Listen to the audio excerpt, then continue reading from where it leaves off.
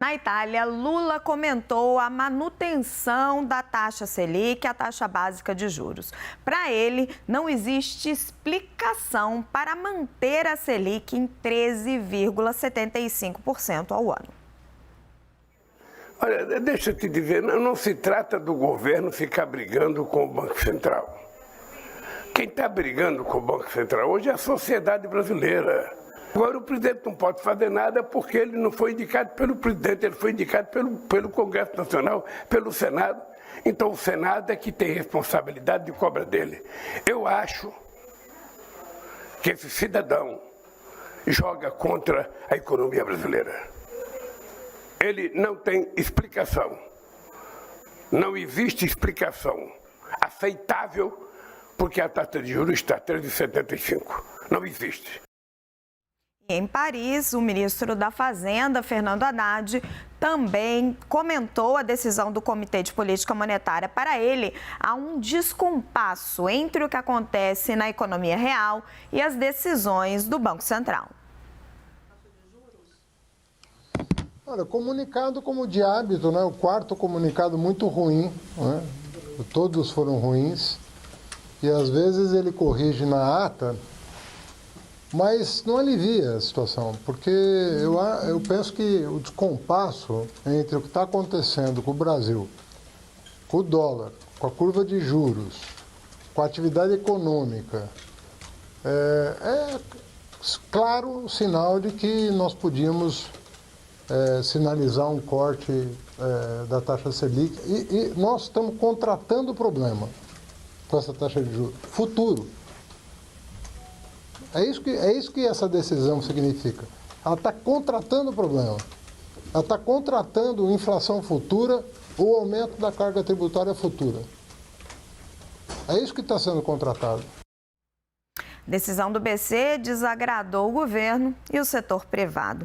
Entidades brasileiras reagiram negativamente à decisão do Copom de manter pela 7ª vez seguida a taxa básica de juros em 13,75% ao ano. Quem traz os detalhes é o Matheus Meirelles. A Abrainc, Associação Brasileira de Incorporadoras Imobiliárias, lamentou a manutenção e reforçou a importância crucial de uma redução na taxa Selic para impulsionar o desenvolvimento econômico do país. A entidade destacou que é preocupante o Brasil ter uma das maiores taxas de juros reais do mundo quando descontada a inflação.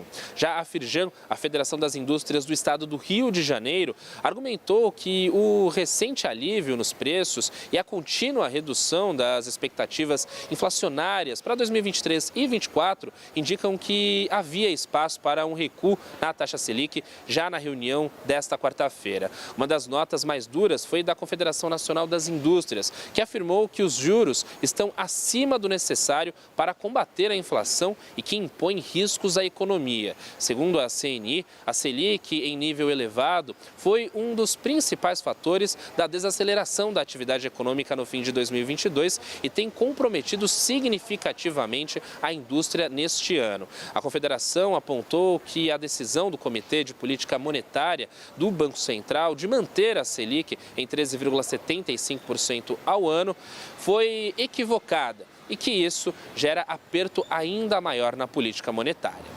De São Paulo, Matheus Meirelles. Pronto, chegou o meu parceiro Fernando Nakagawa para a gente explicar tudo sobre essa decisão do Copom.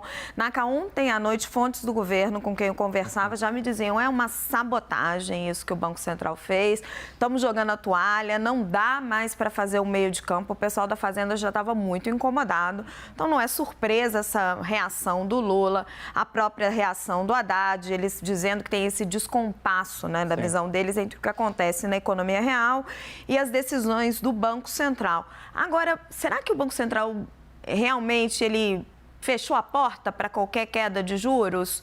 Ou ele está só sendo neutro, esperando o próximo passo? O que o mercado está achando? Raquel, primeiro, boa tarde, que bom ter você aqui no 360. A sensação dos economistas, hoje muitos economistas concordam em uma coisa, que houve certa frustração com relação ao conteúdo do texto, já que todo mundo ou muita gente esperava um sinal um pouco mais explícito. Mas a leitura, para além deste item do sinal sobre agosto, o texto é de fato mais flexível quando faz um diagnóstico técnico do cenário de inflação e dos riscos. Isso mostra uma mudança na comparação com maio, quando o Banco Central era muito mais cauteloso, mais conservador, mais preocupado. Agora ele continua cauteloso, mas reconhece que houve avanço em várias frentes. Por exemplo, a inflação recente tem sido melhor, as expectativas de inflação para o ano e para o seguinte também são melhores, mas ele não deu ali a cerejinha do bolo, que seria a indicação de um corte em agosto ou, por exemplo, em setembro. Os economistas estão ali tentando entender, mapear os próximos passos, as próximas comunicações do Banco Central. O que dá para a gente dizer agora, Raquel, quase 24 horas depois dessa decisão, é que os bancos, muitos deles, mantêm a previsão sobre o corte quando ele vai começar. A gente separou aqui 4 casas bancárias e as expectativas delas sobre quando o juro deve começar a cair. Então, o caso do Bank of America, eles continuam firmes, será em agosto. O Goldman Sachs acha que pode ser em agosto, ou a gente ter em agosto um sinal explícito de que o corte começa em setembro. O Itaú Unibanco, o maior banco privado brasileiro, continua com a previsão feita anteriormente de que a flexibilização só começa em setembro, mesma posição do Citi, que diz que é provável que o corte comece em setembro. Então, na previsão do pessoal com relação à data, pouca coisa mudou. Manaca, não estava todo mundo num consenso de que poderia começar em agosto, agora está caminhando para setembro, ou já estava todo mundo em setembro? Não, muita gente estava em agosto, a aposta em agosto ganhou corpo ao longo dos últimos 15 dias, mas tinha casa, por exemplo, o Itaú Unibanco, que mantinha a expectativa de que seria apenas em setembro. O que esse pessoal que acha que setembro pode ser em setembro, diz que na próxima reunião viria aí sim uma sinalização mais forte de que o corte começaria em breve. É porque todo mundo espera que venha no comunicado primeiro um sinal e depois o corte. Exatamente. Mas o Banco Central ainda tem a ata. Podemos esperar o que vai acontecer também com a meta de inflação, se não mexer. Agora, esse juro alto ele tem um custo, né, Naca? Não só para quem faz negócio, para as empresas, mas também para o próprio governo. Como é que impacta essa taxa de juro mais alta, que a gente sabe ajuda a controlar a inflação, está fazendo os seus efeitos, mas tem um impacto na dívida pública? Gigantesco, Raquel, gigantesco. Quando a gente olha os números do orçamento, a peça orçamentária como um todo, a dívida pública e o serviço da dívida ocupam um espaço impressionante. A gente separou aqui os números da peça orçamentária de 2023 e aí 49% do orçamento corresponde apenas para pagar as parcelas da dívida e o serviço da dívida pública. Dívida pública federal. São 2 trilhões e 600 bilhões de reais previstos em amortização, né, quando você paga a parcela, e em juros da dívida neste ano de 2023. Se a gente compara para a próxima rubrica mais importante, que é a Previdência Social, tem 17% do orçamento. Ontem a gente trouxe aqui na CNN que só o pagamento com juros nos últimos 12 meses soma 660 bilhões de reais, juros da dívida pública. Isso corresponde à soma de 3 ministérios: Desenvolvimento Social, Saúde e Educação. Então, Raquel, esse número mostra